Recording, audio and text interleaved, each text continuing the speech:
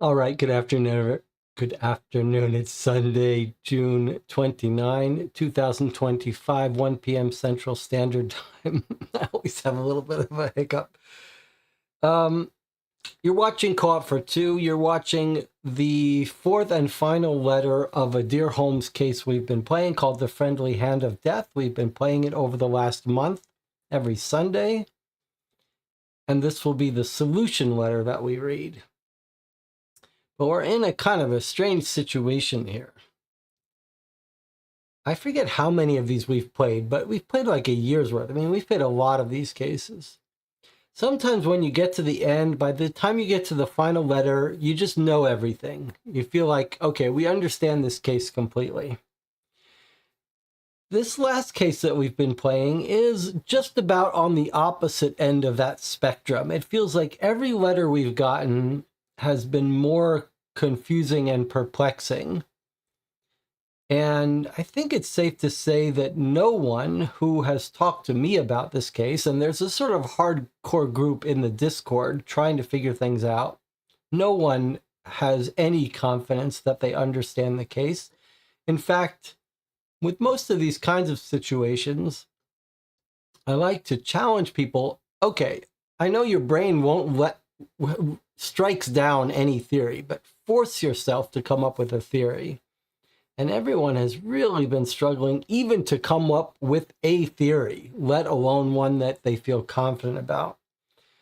So I am very curious to see what the actual solution is. Now, there are two kinds of people that play mystery games. There are the people that, no matter what the experience is like, when they read the solution, if it's not a good, fun, fair, satisfactory solution, they feel bad about the whole case. Why? I've been tricked, I've been duped into spending all this time trying to solve it, when really the solution is unfair, unreasonable. And then there are the class of people like me who think that the journey is the thing, and the discussion is the thing, and the theorizing is the thing. And for those of us like me, even if the solution is ridiculous, or if the solution burned up, you still had the mental enjoyment and process of trying to come up with a theory. So I'm going to be okay if the solution is ridiculous. I'm very curious what the solution is going to be, but I think the fact that it created so much discussion And the Discord has been buzzing with discussion of this case for the last couple of weeks. So I think that's value in itself. That's not to say that there weren't problems with this case. Even if it has a good solution, I think there are issues with the overwhelming amount of detail and sort of ambiguous detail that was sort of problematic. And in the last letter, I was just overloaded with crazy stuff about the McTurk's wife and divorce. It was just too much. And at some point, your brain sort of gives up. It's like the cartoon where the brain's like, all right, I give up. And that's sort of what's happened. We've got our regulars here. Rob says we've played 14 Dear Holmes cases so far, over 14 months or more. Melissa says this is my last ranked game. Just saying, last ranked Dear Holmes. We'll see if the solution changes in my opinion. Rob says I'm with Melissa. I mean, I'd always rather have a hard, crazy one than one that's too easy. But I'm very curious about the solution. Now, I'm not going to do a full recap here because it's too much. But I do want to read the questions we were asked and then give everyone a chance to get on the record with your best theory. So there's a delay on YouTube. So right now, if you're in the chat and you've been playing this along with us, write out, so it's on the record, your official theory. And I'm going to let us read the first part of the first letter that lays out the questions that have been posed to us. And here they are. Dead body, Philip Hillcrest Nelson, found in the strong room of the Skeleton Club.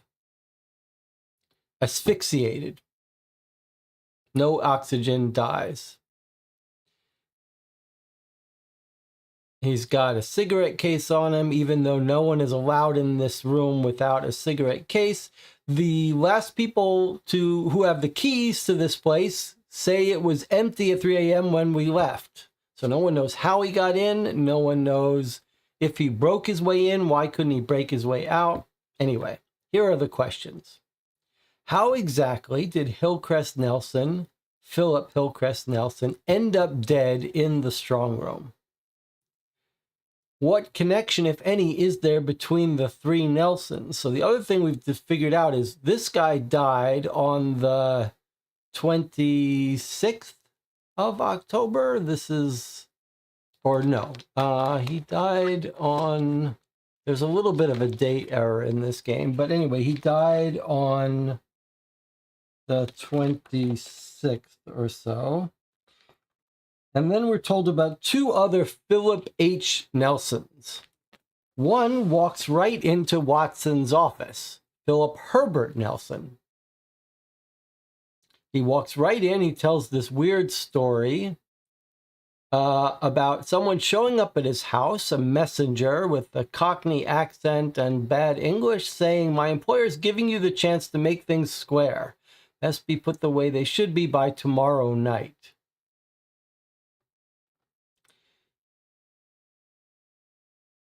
Evening of the 24th. So by the night of the 25th, make it right. Then this guy who's visiting us, Philip Herbert Nelson, says he told the messenger, "I don't know what you're talking about. You got the wrong guy." Messenger went away, came back later with a note that said, "You're the right one." And then the third Philip H. Nelson is, we're told, about a guy who was accosted by a beggar. Let's see here. There's an investigator, Herbert Floyd, or H. Floyd, who's investigating. He says, "I'm going to tell you about this other Philip H. Nelson. This guy was a paperback writer, and he was accosted by a beggar. He gave him some money. The beggar asked what his occupation was, and when he told him he was a writer, this guy said, 'You're a liar.' It's really acting weird. The beggar said, I'm a bricklayer who broke my legs, had a wife and 8 children. He says, these Nelsons have to be related, but why? Now, I just noticed one more thing that I didn't notice before. This guy says he was served in the 62 foot in 1881. What are we told about Capuchin and his friend serving in the military? They didn't serve in that same military, did they?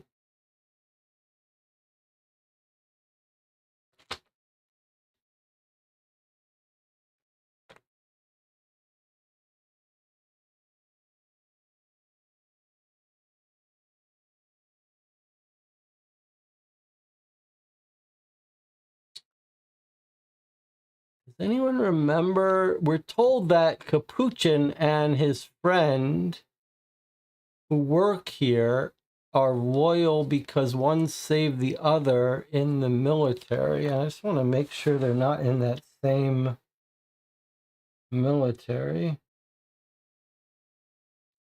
Does anyone remember?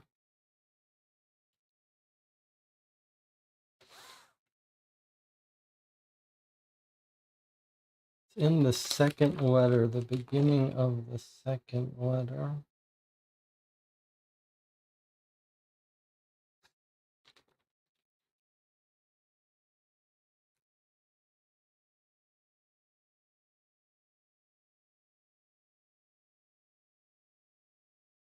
I wish I knew if you mean actual second letter.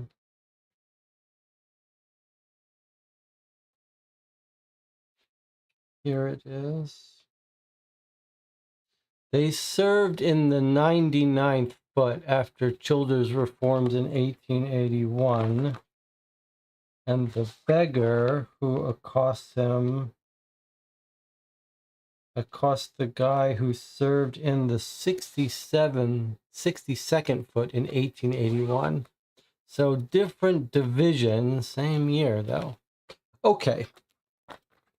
So what connection is there between the three, and what offense did Herbert Nelson commit, and who is the offended party?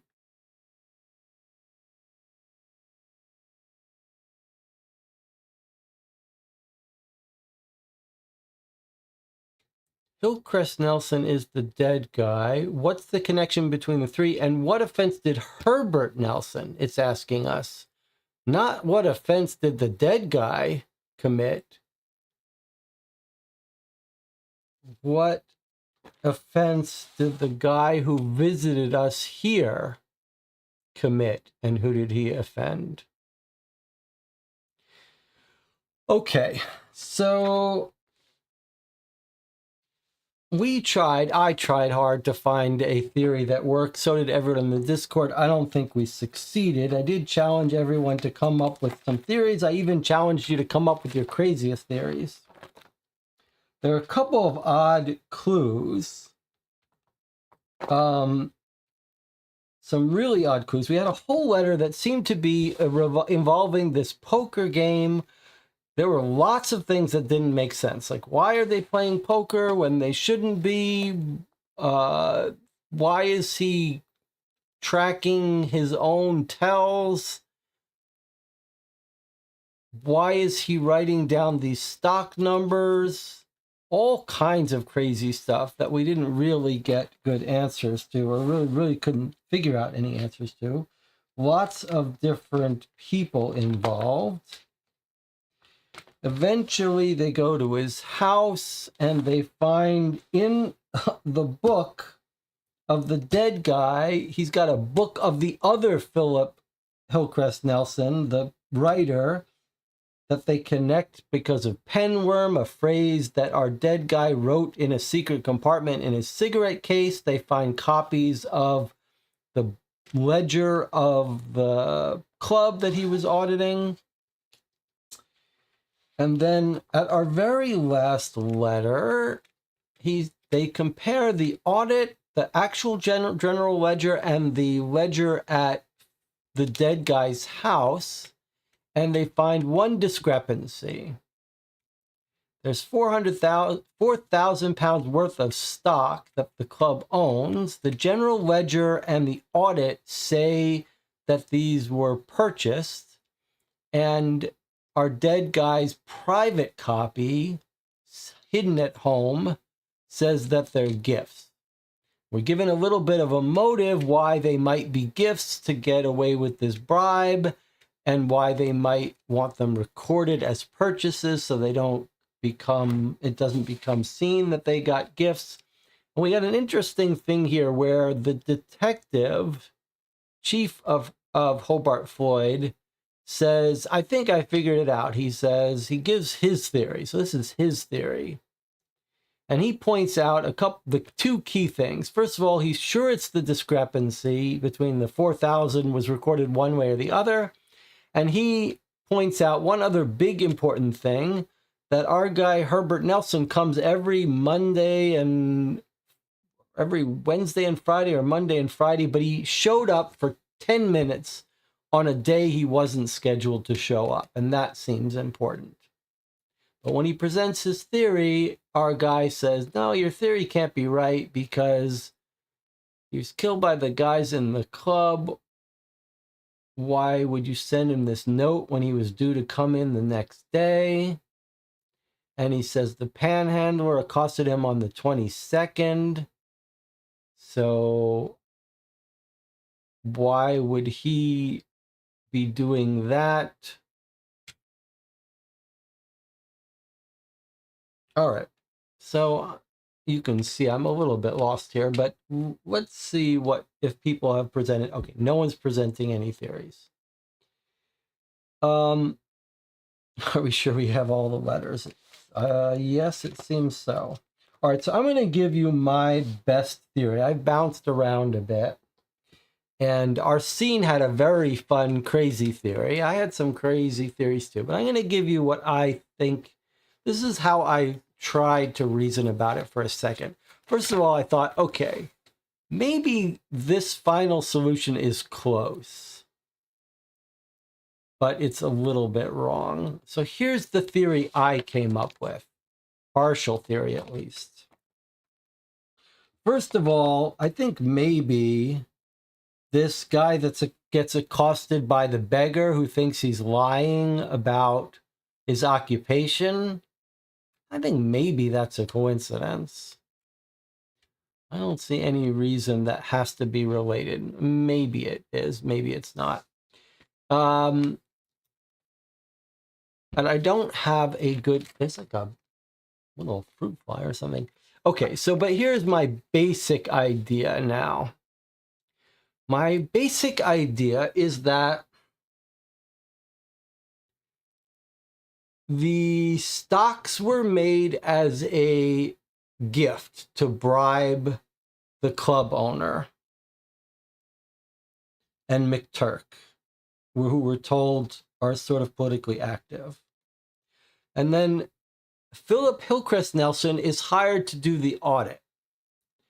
And I think he's told, essentially, you're going to have to make it look like the club purchased the stocks. Otherwise, they'll see that we were politically influenced and we were bought out and bribed, and that's against the law. And I think maybe my initial theory is that Philip Hillcrest was blackmailing them. But I'm thinking now that what he did was he stole the 4,000 pounds. In other words, he changed the records as they asked to show that they purchased the stock, which would mean from the general ledger, 4,000 pounds has to be removed to make it look like they purchased the stock. So I think he stole that 4,000. And I think the owner sent people around to tell him to give back the money. I think that's my best guess. as to what it was. And we didn't see him get told, but we saw this other Philip Nelson get told by this messenger. And he says, you've got till tomorrow to make things square. Things best be put the way they should be. So I think maybe that same message got delivered to our dead guy. And then he did show up for 10 minutes. And all he did was put the money back. Because he got scared. So I think that explains his unannounced, unplanned visit. And I think then, close to what this guy's theory is, that the owners have decided, McTurk and the owners have decided, we got to kill this guy because he knows too much. And so my best guess is that they've arranged this poker game just to keep him in the club till late, at which point they lock him in they kill him. Maybe they lock him in a tiny room or whatever. I'm not sure he died in that vault, but I think they basically kill him. And while he's dying, he's writing Penworm, hoping that the police will find it and find the other set of records and figure out that the club was up to no good. Maybe he wrote it so mysteriously so that if they found it, they wouldn't think to get rid of it. That's the best I got. I don't feel great about it. I'm not confident about it, but that's the best I got. Now I'll tell you a couple other things that I thought of in case they turn out to be true. One thing I really struggled with is the cat seeming well fed. It felt to me like that was a clue. So maybe I was thinking, okay, after they kill him, they've been going to his house trying to find the records. They never figured out where he hid them, but they think he must have a copy of them. And they're the originals that maybe he was using to blackmail them, but maybe they've been searching for them. And that's why the cat is fed. Like every time they go to his house and search, they let in the cat. The other thing I really tried to come up with the solution about was the poker game. Like the whole title of this case is Friendly Hand of Death. So it felt to me like the poker game should be important. Now, a couple people think that these numbers must be critical. But I don't know how they could be. I don't really understand it. I'm curious to see if it is. But I did come up with one very tiny idea that's not related to my other theory, but about the poker game. And that was this. That while Nelson has been auditing them, he's been planning to steal these stocks. And he's been writing down these stock numbers in his cigarette case. But he's also a bit of a poker junkie. So while they're playing poker, just good-natured fun, he's taking these notes. And he's seen taking the notes. Like the other people say, they noticed him get up every once in a while. People would go to the bathroom and they saw him taking notes. So my theory was that maybe one of these players saw these notes and made the connection. So like they're watching him take notes on the poker, but on the flip side of this page, he's planning to steal all these stock certificates, and the person who's playing poker with him sees them and says, this guy is a thief. He's been robbing us. And then they kill him. So at least that was my answer for why the poker game was involved. All right. Does anyone else want to get on paper? Get official about their theories?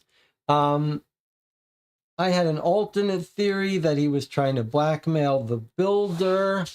And there are some crazy other theories. Arsene Lupin, who's in the chat, had a crazy... I tried to challenge people to come up with crazy theories. So Arsene has a regular theory that's reasonable, but then he had a crazy theory, which I quite like, and I want to show it to you.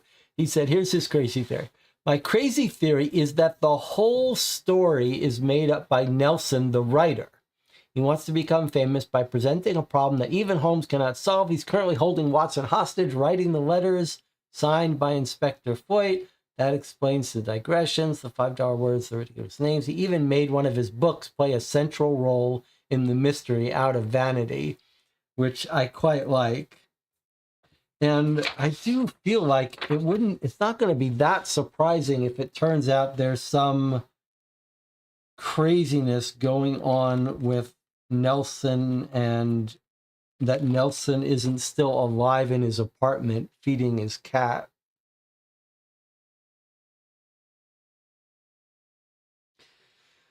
All right. Any other? So my other idea was that one of the interesting things about trying to solve these is trying to think outside the box. So I did have one thought, like, if you were going to kill this guy, there's no way you would leave him in the vault where your club would come under such scrutiny. And no one's allowed in the vault with any personal items. And here he is with the cigarette case.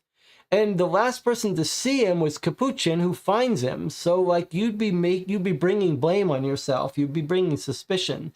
So I was trying to think of it from the other direction. Doesn't it seem more likely that someone purposely staged the body, purposely so that it would cast suspicion on Capuchin and the night watchman, and purposely put the cigarette case in there purposely for it to be found by the police so that they would figure out the club's up to no good?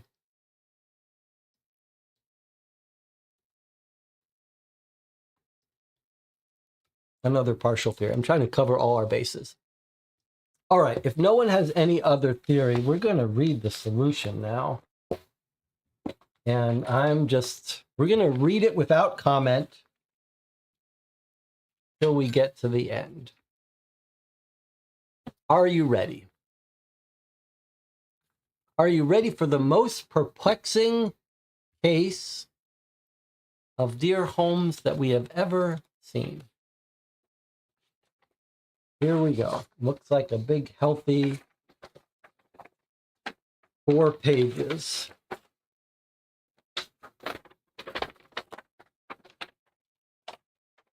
All right, here we go. I'll just read it in silence and convey it afterward.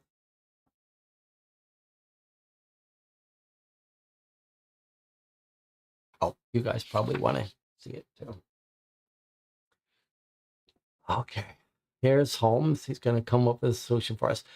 My dear Inspector Floyd, herein is my retrospection of the Philip Hillcrest Nelson affair. I leave it to your discretion as to how much of my participation you include in your final report, but rest assured that being able to provide any assistance in this case is all the recognition I require. I'm afraid your report of the 26th of September and letter of the 28th of September presented me with a rather tangled scheme, one in which most of the details concerning Hillcrest Nelson's death were provided by just 2 men, and their statements primarily corroborated by 2 documents. As you noted, witnesses can lie and registers can be altered, but thankfully your correspondence also provided one thread that was sturdy enough for me to tug upon and start to unravel this mess: the personal effects on Nelson's body. I assume that the Skeleton Club observed the common prohibition against visitors bringing their belongings into a vault, but I was nonetheless grateful for your confirmation of this in your letter on the 1st of October. In that same letter, you mentioned Capuchin's assumption that Nelson invaded the strong room only to get trapped inside, but this runs contrary to Mr. McClure's observation that anyone capable of cracking the vault's locks to enter it should have found it even simpler to crack those locks to escape it. After all, safes are designed to thwart people from breaking into them, not out of them.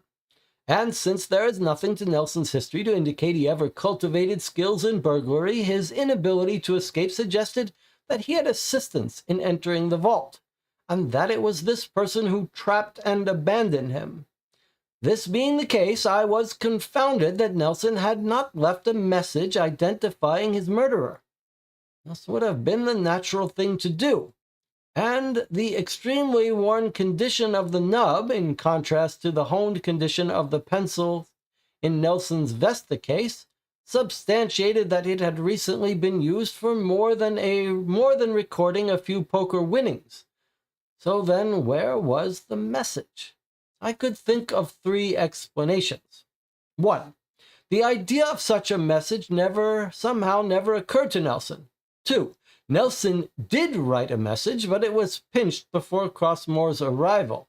This possibility puts Capuchin in a bad light if he were truly alone when he opened the strong room on the morning of the 26th of September, although it is possible someone else could have taken the note while the concierge was off fetching the constable. Or three, Nelson did write a message and concealed it somewhere upon his person so as to prevent it from being stolen. I thought this was the most likely explanation, which not only turned out to be true, but I underestimated the accountant, as he also encoded his message, most probably as a precaution, in the event that his murderer later chanced across the cigarette case's compartment. As I commenced the task of deciphering Nelson's message, I took into account how neatness is de rigueur with accounts. You yourself mentioned Nelson's reputation for being as professional and as tidy as any bookkeeper in London. I therefore presumed that the uncharacteristically messy handwriting on the reverse side of the folded ledger pages and the rough manner in which he had torn it from its pad resulted from the duress Nelson must have assuredly been suffering as he was dying. But as stressed as he was, Nelson realized he could not risk specifically identifying his murderer, which led me to suppose that he had intended to direct attention to the villain through the extrapolation of the list of three-digit numbers and the words pen worm. Thanks to your diligent work, I knew that penworm was a veiled reference to the Swan River serpent, between whose covers Nelson had safeguarded the copy he created of the club's general ledger and his preliminary audit. And thanks to Inspector McPherson's financial sleuthing, I knew the list of three-digit numbers referred to the £4,000 worth of CMT stock owned by the club. Thanks to both, I knew this stock was recorded in the Swan River ledger as gifts from Huck's company, despite being recorded as investments in the official general ledger and in the preliminary audit.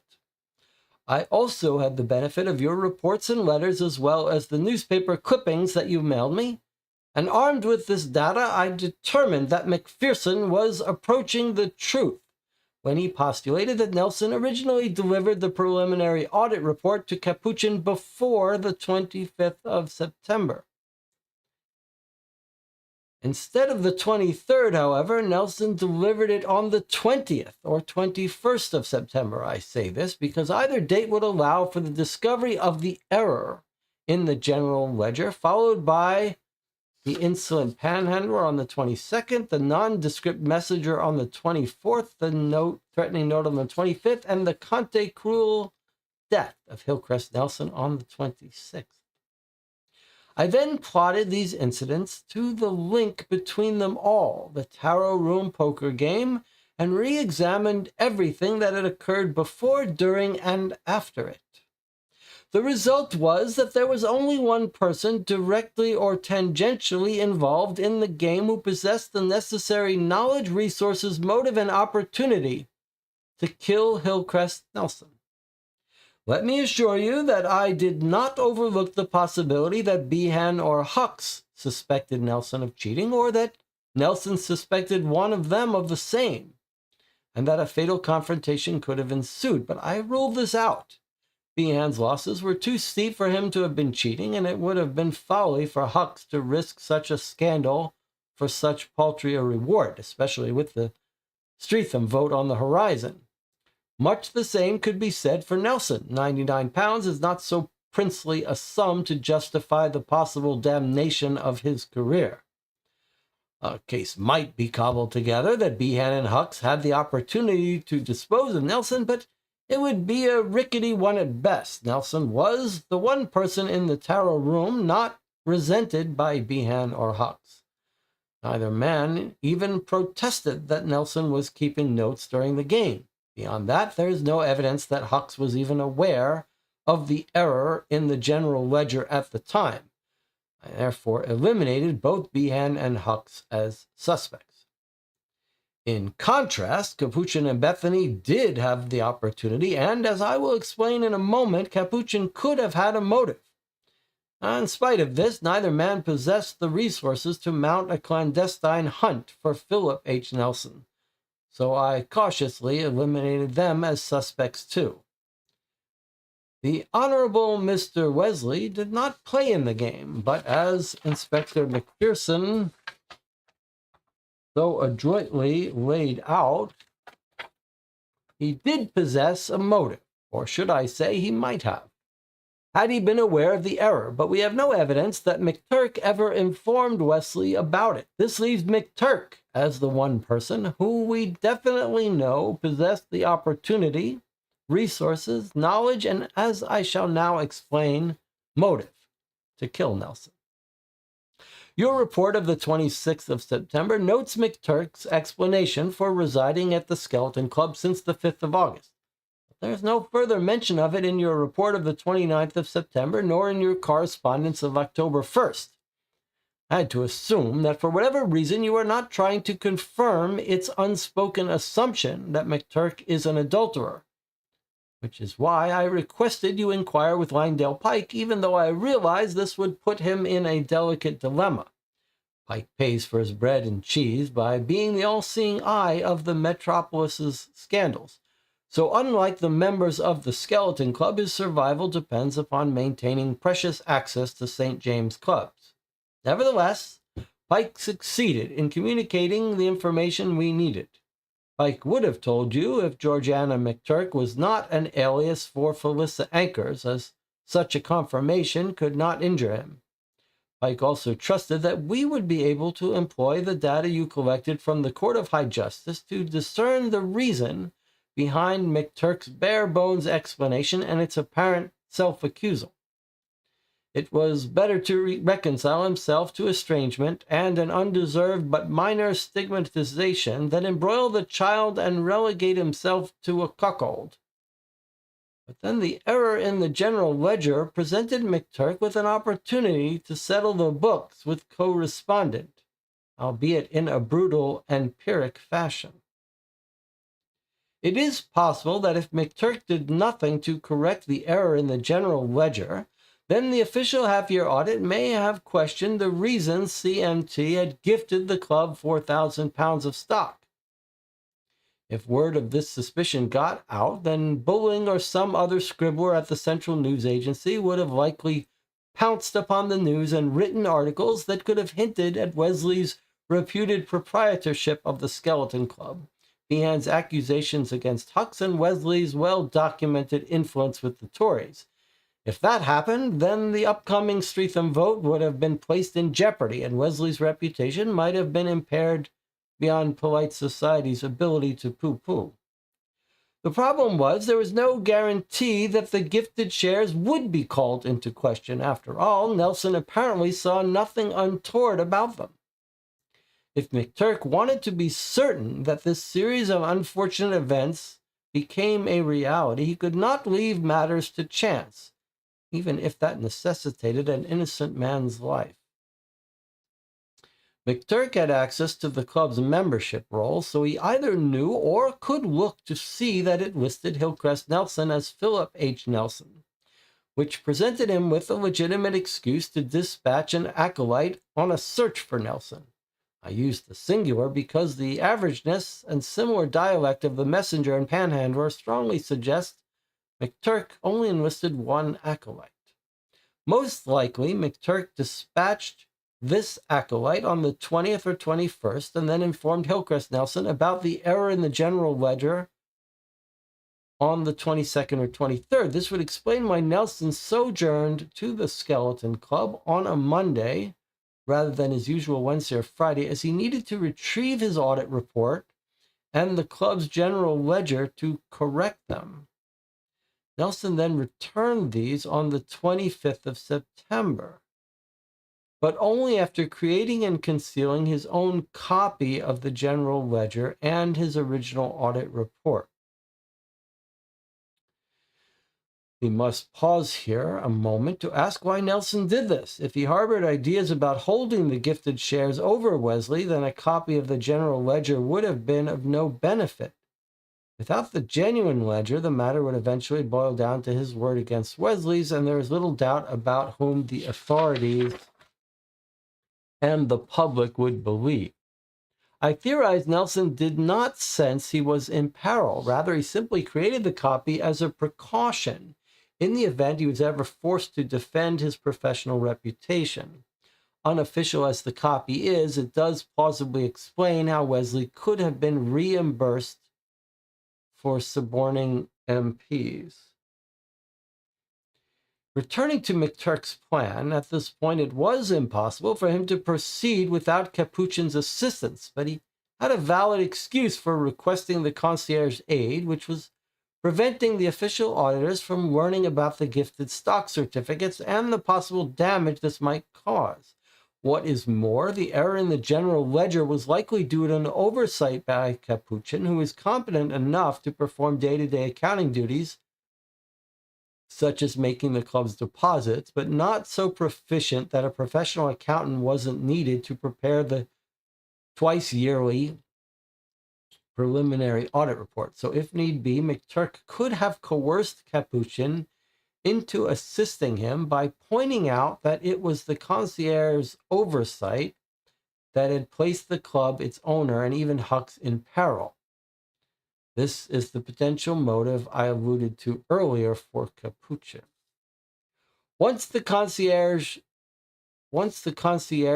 assistance was procured, McTurk was able to arrange the tarot room poker game, which served two purposes: isolating Nelson from most of the club that night and providing McTurk an opportunity to surreptitiously approach him to request a private conference after the club closed.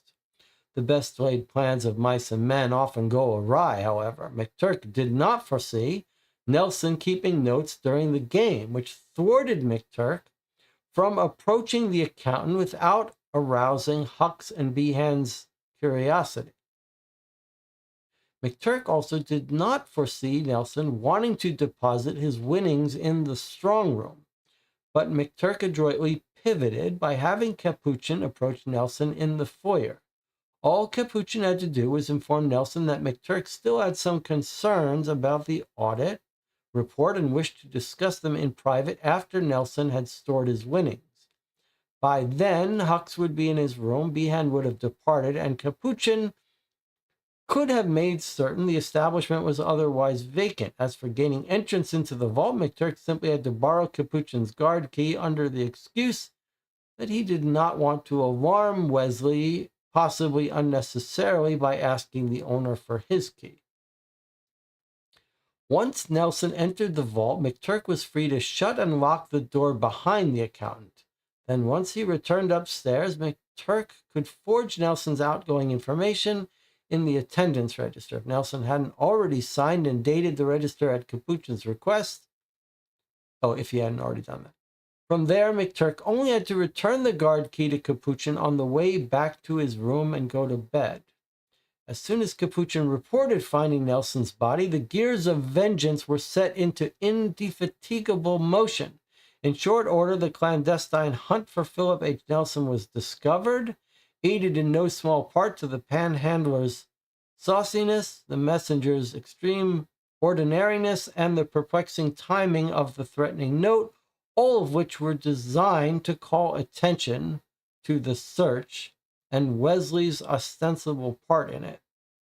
This, then, is the course of events surrounding the death of Philip Hillcrest Nelson, based upon the established facts and circumstances. I can only hope that McTurk, as well as Wesley, will soon stand in the dock for their crimes.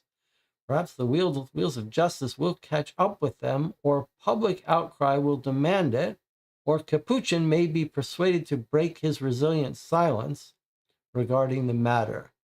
Loyalty can be admirable, but perhaps the Skeleton Club's concierge will come to realize that misplaced loyalty can be terribly tragic. Very sincerely yours, Sherlock Holmes.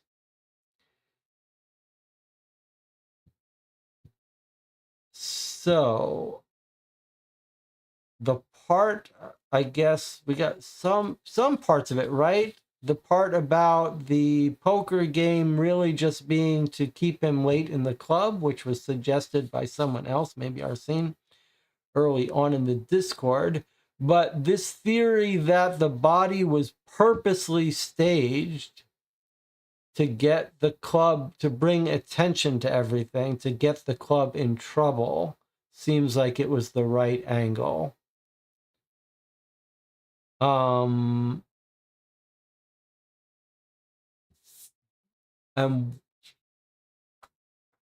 it seems like the reason McTurk wanted to get revenge was because of his wife. What was, I didn't really understand that.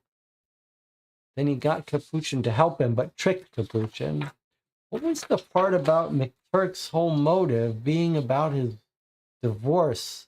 Like, was it that the club owner was having the affair with his wife?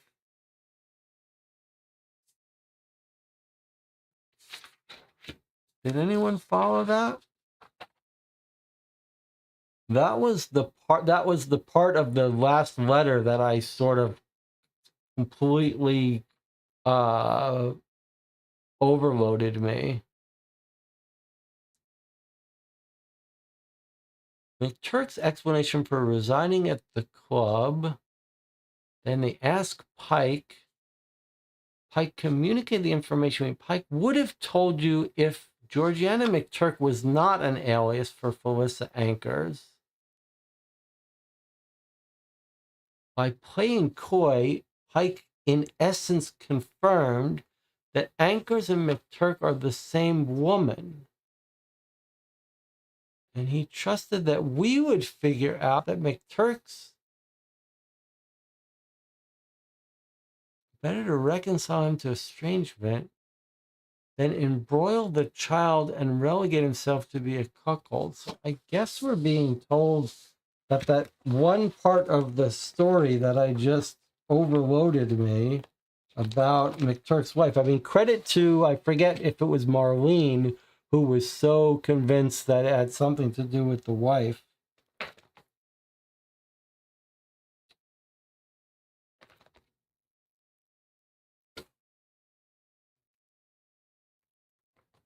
Maybe the chat can fill me in on that. Well, here it is. Let's see. A few of the pages dedicate some competition for a barmaid, Felissa Anchors, who married McTurk.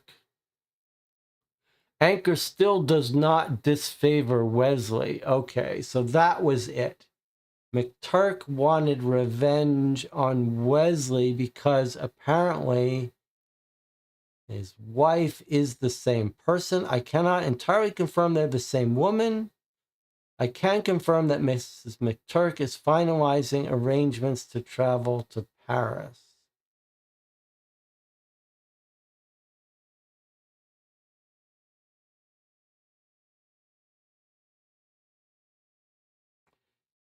Is there more clear that is it more clear that Wesley is with her?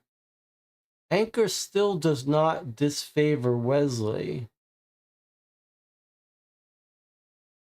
Boy, that's pretty small amount of information. From that comment, Anchor still does not disfavor Wesley as of last year. We're supposed to think that they are having an affair, or is there more to it explained?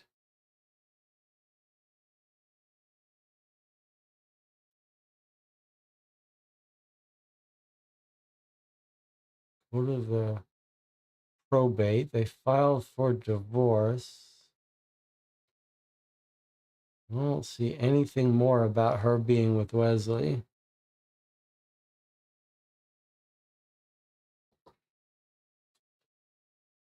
Uh, the wife is just an excuse for him to move to the club.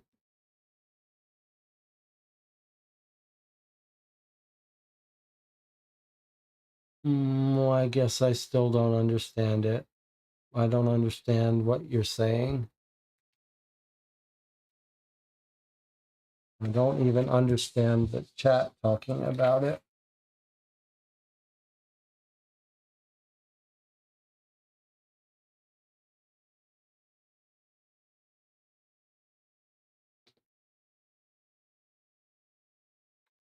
Confirmed that him and his wife they're the same woman. No, no, you're wrong. No, that's not right. I think you're completely missing it, Arsene.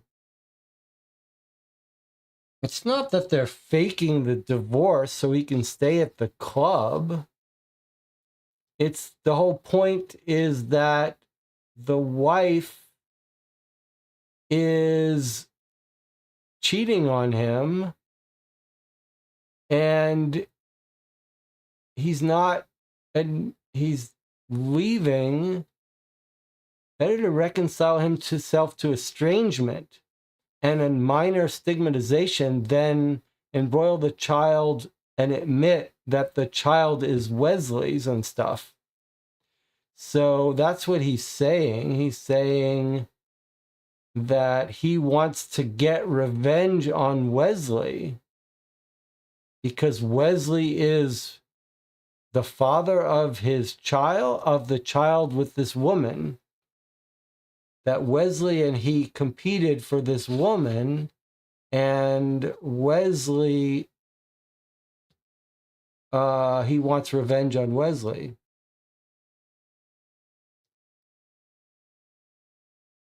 That's the point, that the whole motive is to get revenge on Wesley by embarrassing the club, by bringing all this to light, the bribery and the stuff. So the theory, the secondary theory that the body was purposely put there.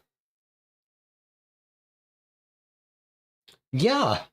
Why is this? Am I misreading this? Why are you guys all surprised? Is that not the whole point? That's the whole point.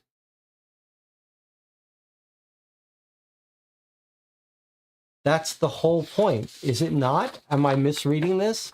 Seems to me the whole point is McTurk getting revenge on Wesley because Wesley has slept with and fathered the child of McTurk's wife. That's the whole point.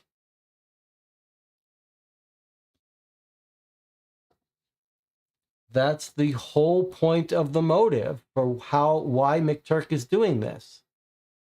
I shall now explain the motive. McTurk has the one person who had the opportunity, knowledge, and as I shall now explain the motive.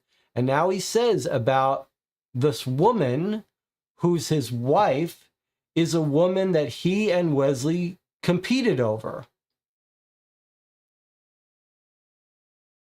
And here he is explaining that part. And then he says, Georgiana McTurk, his wife, was an alias for Felissa Ankers, who we saw in the previous thing that Wesley and he competed over. And he says here that discern the reason behind McTurk's bare bones explanation and its apparent self-accusal. It was better for McTurk to reconcile him to estrangement, to separate from his wife, and be stigmatized for separating his wife. That's better than admit that his child is fathered by Wesley and relegate himself to a cuckold, meaning someone who's with a woman who has a baby that's not your baby.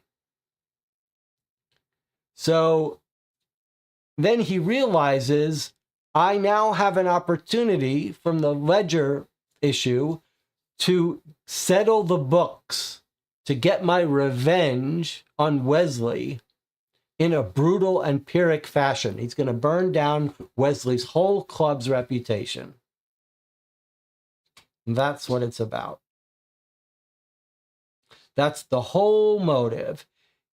McTurk is purposely killing our guy, Nelson, because he wants it to come to light that that the club is involved in this no good stuff.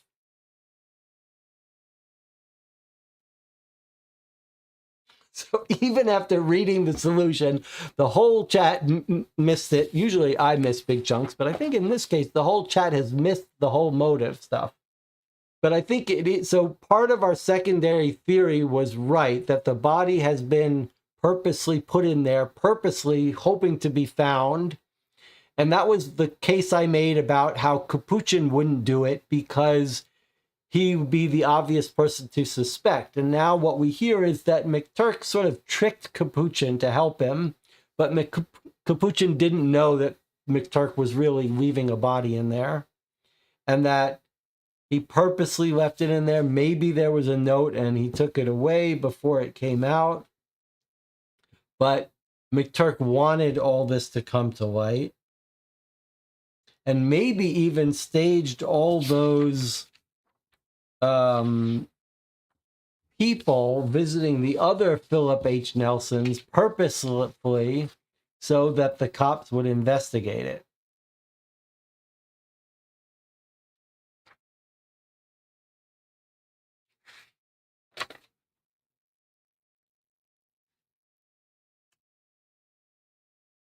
As soon as Capuchin reported finding the body, the gears of vengeance were set into indefatigable motion. So the hunt for Philip Nelson aided in no small part to the panhandlers' stuff. So all of these details ensured that the police were going to get involved.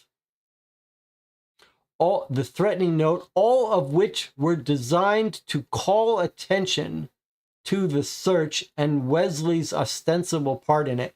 All of the stuff that happened, McTurk arranged so that the police would not drop this case and would stumble upon the cooking of the books.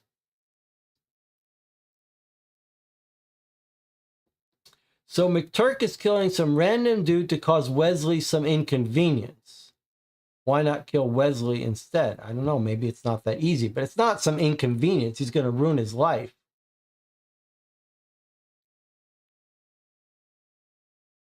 Marlene says, this is my favorite parts are to read the parts that are saying I was right about something. Marlene says, Jesse, you were completely right that the club owners would never leave a body in their own safe. Yes, I did say that. But boy, there's a lot of details here that seemed like I don't know how we would have guessed them. I think, I guess you would give this like a 50-50. Like, the explanation isn't totally insane. It's just that I don't feel like we were given enough information for us to figure it out.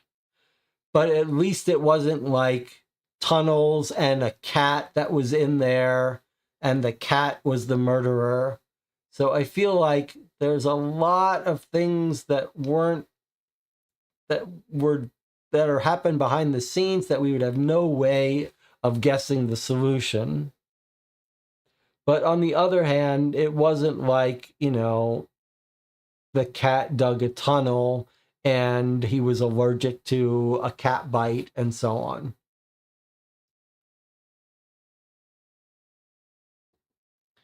Problem is, the solution does not make more sense than any of the other alternatives. Well, I don't disagree with that. Like there wasn't enough information to come up with this solution. So our solutions could have been just as good. There was no explanation for the cat being well fed. I guess I just locked onto that. The solution about the poker game was reasonably figured out by the group. I forget who suggested it first. It might have been Arsene. A very casual explanation that there's nothing deeper about it, nothing about those notes that were relevant at all. just that they wanted to keep him in the club late. Pretty pedestrian explanation. There are some explanations in that solution that were very odd, that seemed weird. Like the explanation that unfortunately he was taking notes, and that's why you couldn't talk to him alone. There was some weird stuff in there that didn't make sense. Melissa says, I would have rather the cat be the culprit. Still ranks 15 out of 15 for me. Well, you can imagine it's hard to write a mystery and gauge how difficult it is. It's like making a game with, I don't know if there were playtesters. Maybe the writer had some brilliant friends who figured it out, but or maybe things got, trimmed down. But I do feel like we really didn't have enough information. I think two things are true. We didn't have enough information to solve it, and there are a lot of things that were thrown at us. Like, for example, I think a good lesson in classic golden age fair play mysteries is you can't have coincidences that make no sense. I mean, you can't have pure coincidences. A mystery like this shouldn't have coincidence. And the fact that the notes were found in a book by someone with his same name, that seems like too big of a coincidence. There's no explanation for why this happened. Although I guess you could imagine if you had a name Philip H. Nelson and you found a book of someone else whose name was Philip H. Nelson, maybe you'd treat that book a little specially. What was even the meaning of including all the poker scores? That just wasted a full letter page. I do think that points to another problem with the way this case was written. It was just written with an unusually high volume of red herrings.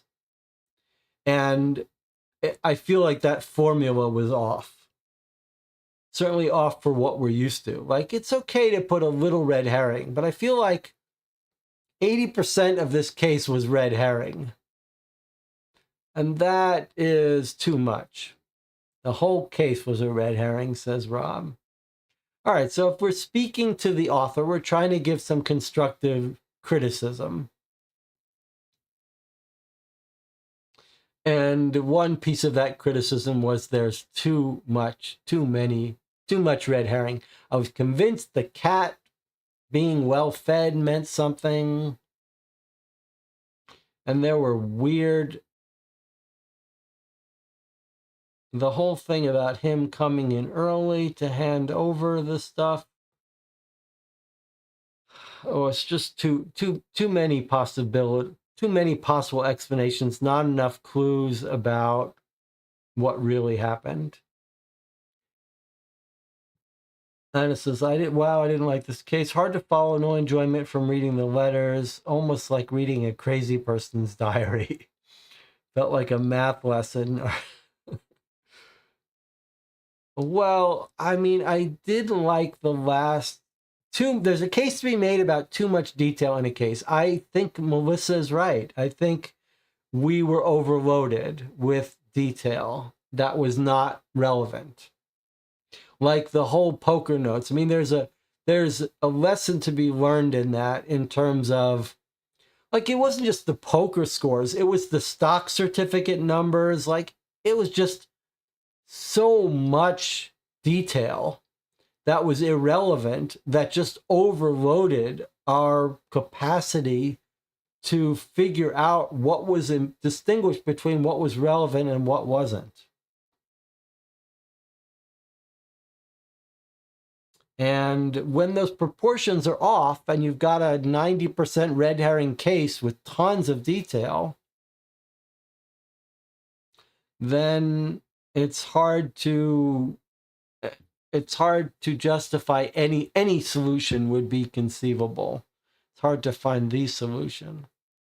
Arsene says the issue is not so much overloading. The problem is the solution then cherry picks from them arbitrarily. Yeah, that's another way, sort of reasonable way to say it. Okay, Rob is disappointed. Well, let me just remind you, there is some real... The fact that it created so much interesting discussion trying to find theories, I think there's some value to that. But Anna makes another point that sort of what we want in these letters in an ideal case is also some interesting characters to care about, etc. And Anna said, there are no real characters or narrative elements that make a good story, just a list of details. Arsene says, I don't know, I like those Nelson guys. You could say that the actual setup was actually very compelling. The multiple people with the same name that were threatened in different ways, and a body in a room that they shouldn't be able to get into, was pretty compelling setup.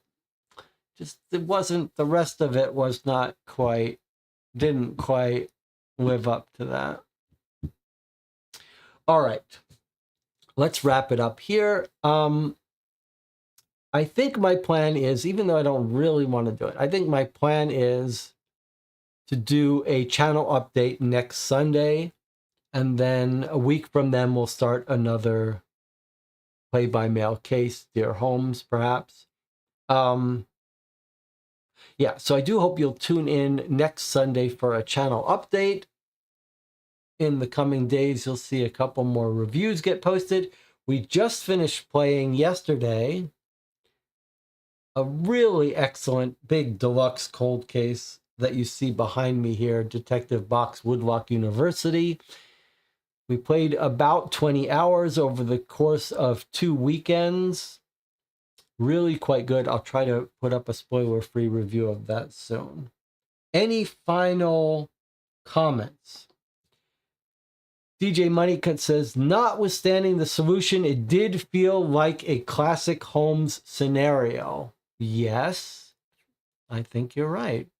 I like the scenario quite a bit. I think it just needed to be cleaned up a little bit, maybe edited a little bit better, calibrated a little bit better for fairness and difficulty, and cleaning up some of the red herrings and throwing in more real stuff, real clues. All right, thanks for joining me. I'll see you next week.